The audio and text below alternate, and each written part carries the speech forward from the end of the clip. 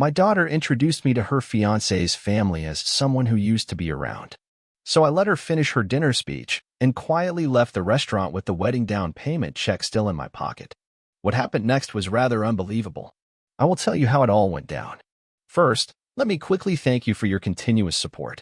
This means a lot to us. If you enjoy the stories we share, kindly subscribe to this channel. It will be great if you can leave a comment on which city you are watching from. We might just give you a shout out in our next story. Today's special shout out goes to Grace Bray from Florida. We are glad you enjoy our stories. Now let's go deeper into the story. I've always been the kind of man who shows up early and stays late, never the one to make a scene or draw attention. I'm not flashy. I'm not loud. I'm a man who believes that what matters most isn't what you say. It's what you do when no one is watching. My name is David. I've worked in real estate for 30 years, built houses and sold them, but none of that ever mattered to me as much as being there for my daughter. I've been the silent one in the background, the reliable voice in the early hours when she'd call with tears in her voice, the father who never said no when she needed a hand.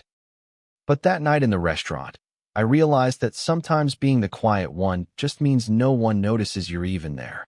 I was sitting at the far end of a long table that felt like it went on forever. The clink of silverware and soft laughter around me felt distant, like I was underwater. My daughter sat near the middle, beaming at the man beside her, the man she was going to marry. He was everything she said she wanted, driven, successful, charming in the way that made people lean in. I'd met him a handful of times, and he'd always called me sir, never David, which I suppose was meant to be polite but always felt like a small barrier. The restaurant was the kind of place with linen napkins folded into swans and tiny candles flickering in cut glass holders. I watched the flame dance and tried not to think about the check in my coat pocket, the down payment for their wedding, signed and sealed, ready to go. She stood up to give a small speech. She'd always been good at public speaking, her voice clear and confident. She talked about how she was lucky to have found someone who felt like home, how grateful she was for the love that surrounded them. I waited, knowing at some point she'd mention me. I thought she would say something small but kind, maybe about how I'd always been there to cheer her on from the sidelines. But when she finally turned her gaze to me, it wasn't soft, it was dismissive. And of course, I want to thank my father, she said, her voice smooth and bright like she was reading from a script she didn't write herself. He's someone who used to be around. The words hit me in the gut, sharp and cold. I felt them more than I heard them, like a hand closing around my throat. Someone who used to be around. Not the father who stayed up nights with her when she had nightmares. Not the man who sold his own wedding ring to pay her tuition when her mother was gone. Just someone who used to be around. I didn't flinch. I didn't look away. I let her finish her speech. I even managed to smile, though it felt like my lips might crack from the strain. Around me, the conversation carried on, oblivious to the crack running down the middle of my chest. No one noticed. Maybe that's what happens when you're the one who's always been there. You become part of the furniture, something solid and silent that people assume will never move. When the last toast was made and the plates were cleared, I stood up. I didn't say goodbye. I didn't make a scene. I just slipped out of the room while the laughter was still echoing off the walls. Outside, the night was cool and damp, and the city lights blurred behind a film of rain. I stood there for a moment, the check heavy in my pocket, and I felt a strange calm settle over me. I realized in that moment that I didn't need to say anything. She'd already told me exactly where I stood in her life. I walked away from that restaurant with nothing but the sound of my own footsteps and the knowledge that I didn't have to be anyone's background anymore. I didn't call her the next day. I didn't send a message or an email. I didn't even check her social media to see if she noticed I was gone. There's a particular kind of silence that follows a betrayal. The kind that fills every corner of your chest and echoes back at you when you breathe. You ever been in that kind of silence? Where you're not sure if you're disappearing or if you're finally being seen for the first time? That's where I was. I let it swallow me whole. I didn't tell anyone what happened. Not the neighbor who always asked after her like she was his own niece. Not my oldest friend, Mark, who called that night to see how the dinner went. When he asked, I just said it was fine and let the silence stretch until he didn't know what else to say. I think he heard something in my voice, a flatness, maybe. but he didn't push. I was grateful for that. I didn't have the words, and I didn't want to find them. I kept the check for the wedding in the drawer of my desk, the envelope still sealed. I couldn't bring myself to rip it up or throw it away. It felt like a monument to everything I'd done for her. Everything she'd decided didn't matter anymore. That first morning after, I woke up early, like I always do. The light was gray and soft through the curtains, and the house felt too big, like it was holding its breath. I walked into the kitchen and put on the coffee maker, the quiet drip of it the only sound in the house. I remember staring at the mug in my hand, the one she made for me in second grade, clay and bright blue, the letters of Dad pressed in with little fingers. I ran my thumb over those ridges and wondered how long it had been since she'd seen it sitting there, next to the sink. How long since she looked at it and remembered she made it just for me. I didn't go to work that day. I called in and said I wasn't feeling well, though I didn't elaborate. I didn't need to. Sometimes there's a sickness that doesn't show up on your skin. It just sits in your chest, heavy as a brick. I spent the day wandering from room to room like I was a guest in my own house. Every room held a piece of her. The photograph of her at her graduation, the dried rose from her prom corsage still tucked in the corner of the bookshelf. I didn't touch any of it. I just let it be. I knew she'd call eventually. That's the thing about silence. It's a provocation as much as it's a retreat. But I didn't feel like picking up the phone just to hear her voice slip into that same bright, polite tone she used in the restaurant. I didn't want to hear her tell me she didn't mean it, or worse, that she didn't even remember saying it. I didn't want to hear her try to make it small, like it hadn't been the moment everything changed for me. So I let the phone ring. I let it ring, and when it stopped, I let it stay quiet. I didn't owe her an explanation. She'd already decided who I was in her life, and I decided to let her live with that choice. It was a kind of quiet I'd never given myself before. Not angry, not cold, just done. That night, I made myself a small dinner, eggs and toast, nothing fancy. I ate it at the kitchen table, the one we used to crowd around on Sunday mornings, laughter and syrupy pancakes, her voice always the loudest. I let myself remember that. I let myself feel it. Then I washed the plate and put it away, and I sat in the living room with the lamp off, the glow of the street light outside painting shadows on the wall. I didn't know what I was going to do next. I didn't have a plan. But for the first time in a long time, I felt like the man I was looking at in the mirror was someone I could respect. Someone who didn't need to keep paying the price for someone else's peace. The days after I left that restaurant felt like a kind of mourning I didn't know how to name. I'd built my life around her needs, her plans, her dreams, and now I was left alone in a house that felt too big and too quiet. But there was something else in that quiet, a flicker of relief I hadn't expected. I'd spent so many years thinking that my job was to keep showing up, no matter how she made me feel. That's what good fathers did, I told myself. They kept showing up, even when the door was locked. But maybe I'd been wrong. Maybe the best thing I could do was finally let myself leave. I started to clear out the house, room by room. I didn't do it to erase her. She'd always be there in the pictures and the memories. But I wanted to see what the place looked like without all the parts of me that had been built around her. I took the wedding brochures she'd left on the coffee table and put them in a box. I packed up the craft table she used to love as a little girl, the one with paint splatters that had never really come out. I didn't throw anything away. I just put it all in the attic, like a museum to a life that wasn't mine anymore. Every time I moved something, I felt lighter, like I was stripping away the weight of all the things I'd carried for her without ever asking if she wanted me to. I realized I'd been so afraid of losing her that I never thought about what I'd already lost along the way. My own voice, my own dreams, the small, quiet pleasures that had nothing to do with being her father. I'd given them up, piece by piece, until all that was left was the role I played for her. I started small. I took long walks in the evenings, just me in the night air, no one asking where I was going or when I'd be back. I let myself linger in the bookshop down the street, the one I'd always rushed past on my way to pick her up or drop her off. I bought a new coat, something warm and well-made, not because anyone else would see it, but because I wanted it. It felt like a small rebellion against the man I'd been for so long, a man who only existed to be useful to someone else. I didn't tell anyone what I was doing. There was a freedom in that, too. For the first time in years, I wasn't explaining myself to anyone. I wasn't trying to prove my worth. I was just living. And in that small, quiet way, I started to remember who I was when I wasn't trying to be everything to someone else. I thought about the check in my drawer every day. It felt like a promise I'd made to a future that didn't belong to me anymore. I didn't know what I'd do with it, but I knew I wouldn't spend it on a wedding that felt more like a performance than a celebration. I didn't hate her fiancé. He was just a man doing his best, the way I'd tried to do mine. But I wasn't going to keep paying for her choices. At night, I'd lie in bed and let the memories come. Her first steps in the living room, the way she used to tuck her head under my chin when she was scared of the thunder. Those memories didn't hurt me the way they used to. They felt like gifts, reminders of the parts of me that were still whole, still true. I didn't want to erase her from my life. I just didn't want to live in the shadow of who I used to be for her. By the end of that week, I decided to take some time away. I didn't tell her, and I didn't leave a note.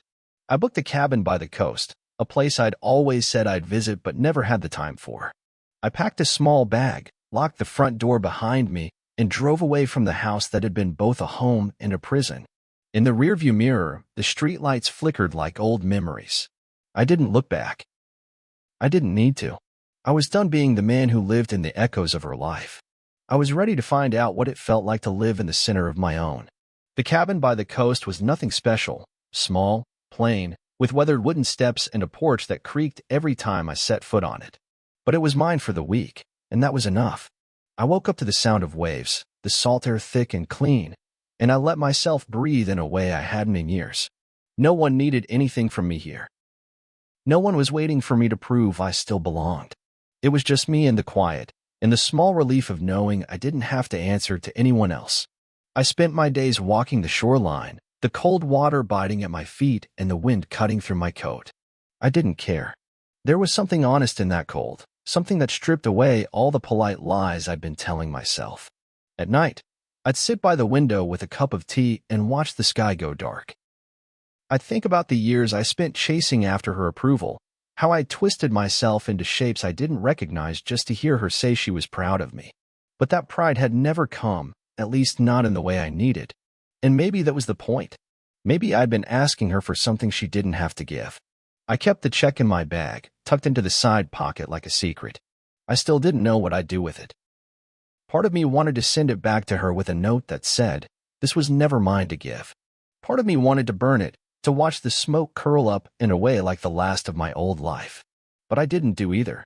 I let it stay there, a small weight that reminded me I was the one in control now. I didn't have to spend it to prove my love. I didn't have to spend it at all. On the fourth night, I got a call from her.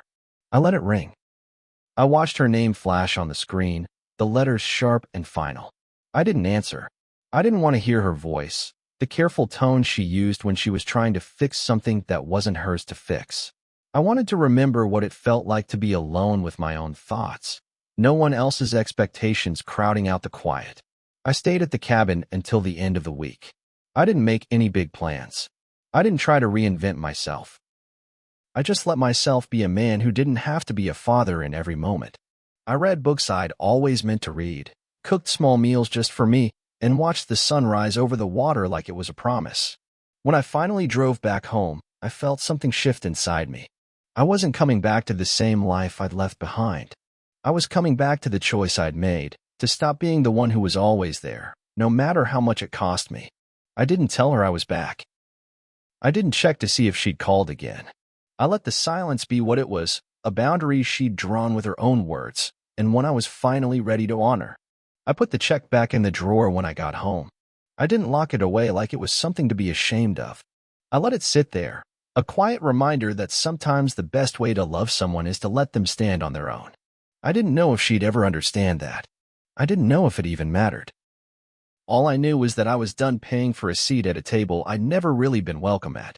And in that decision, I found a kind of peace I'd been chasing all my life. It took her almost 2 weeks to call me again after I'd come back home. I'd half expected she might just let it all go, pretend I'd never been part of the wedding plans at all. But she didn't. The call came late on a Tuesday evening, the kind of hour when everything feels sharper and more honest. I let it ring twice before I picked up, holding the phone like it was something fragile. "Dad," she said. Just my name, the smallest crack in her voice that I almost wanted to believe was regret. I heard you're not coming to the wedding." Her words were careful, the way she always spoke when she was trying to keep her anger from showing. I need to understand why." I took a breath and let the silence stretch out between us, thick and heavy. I wanted her to hear how different I felt now, how I wasn't the man who would rush in to patch things up for her anymore. "You introduced me as someone who used to be around," I said, my voice low and even. "So I figured I should start living up to that." She didn't say anything at first, and in that silence I felt something shift. Maybe it was the first time she really heard her own words the way I'd heard them that night.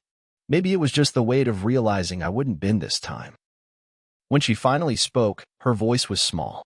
"It was a joke, Dad. You know how I am." I didn't mean it. I closed my eyes, let out a long breath.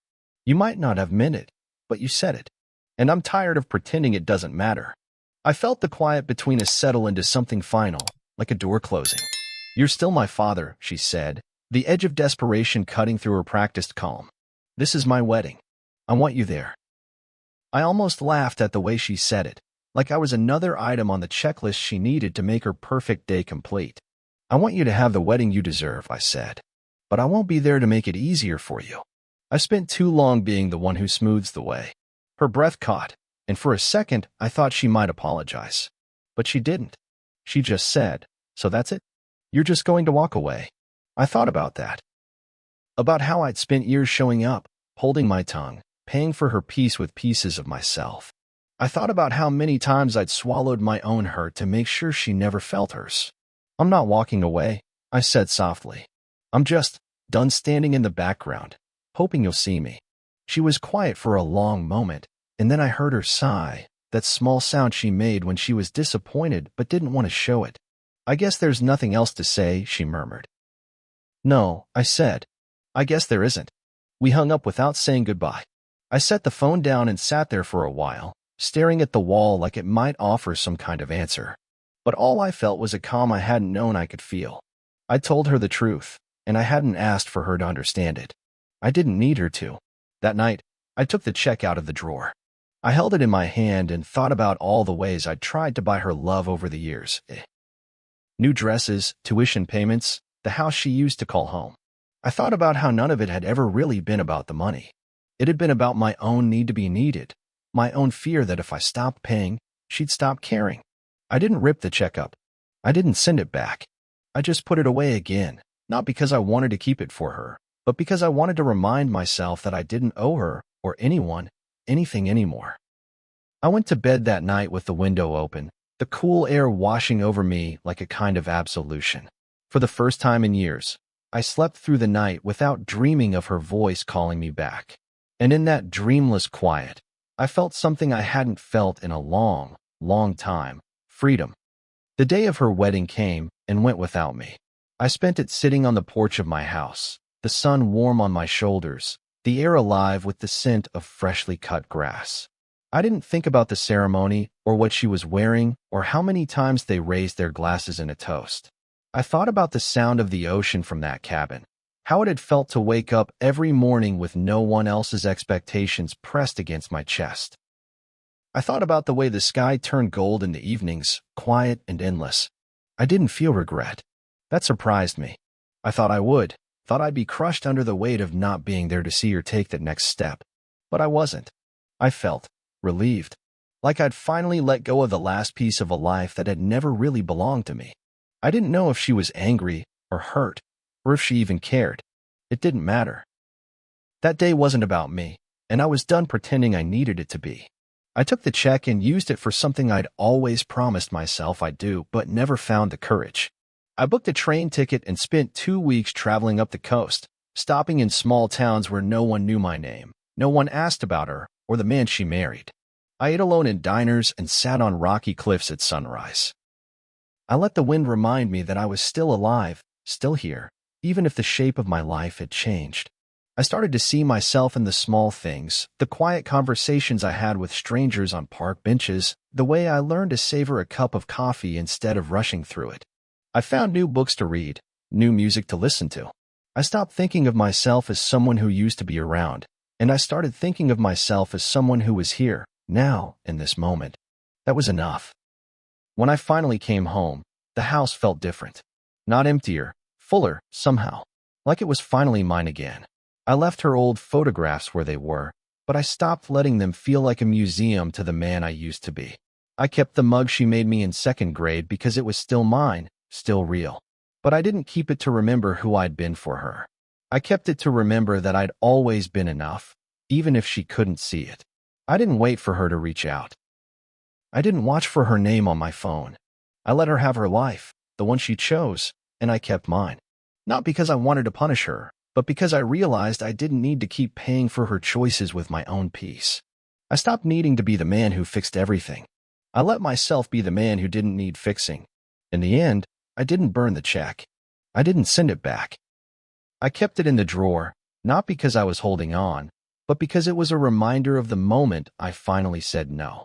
The moment I finally chose myself. You ever find that kind of quiet? The kind that doesn't feel like loneliness, but like coming home? That's what I found. And it was enough. If this story felt like a reflection of something you've lived through, or something you're still trying to find the courage to let go of, stay with me. These are the stories I tell. About leaving, about choosing yourself, about finding peace even when it hurts. If that's the kind of quiet strength you're looking for, hit subscribe. Let's keep walking this path together. After listening to today's story, perhaps it has raised some new questions in your mind, or maybe it has brought back some old memories. Every day on Reddit, new experiences and moments create fresh stories, and they connect all of us. Everyone has their own unique journey in life, and we all try to understand the world in our own way. These kinds of moments remind us that we are all human, sometimes happy, sometimes sad, and always learning something new. If you enjoyed this story, feel free to share it with your friends. Your thoughts and feedback are always valuable to us, as they motivate us to create even better content. Every story has its own unique angle, and our goal is to understand everyone's perspective and make our content diverse and relatable. Stories like these help us realize that life's journey is different for everyone, and by hearing other stories, we learn something new. You can also share your own stories with us. Your experiences are valuable to us as well, and if you enjoyed this video, please leave your feedback. We aim to create content that brightens your mind and gives you new ideas every time. If you've already seen this video before, your feedback is still important. With every piece of feedback, we can improve our content and bring a new perspective to our viewers. Today, what we saw was just a small part of the many stories shared on Reddit and across the world. It's a reminder of how we all try to understand life by sharing our experiences with each other. This video was only an example of how we try to connect with others through storytelling, learning about different sides of life. We hope to continue sharing such stories that help us all learn and grow together. Thank you for your time, and don't forget to keep an eye out for more stories coming soon. If you haven't already, please like and follow for more amazing content. Your support keeps us going, and we will strive to bring you more thought-provoking and heartwarming stories. Until next time, take care and stay curious. **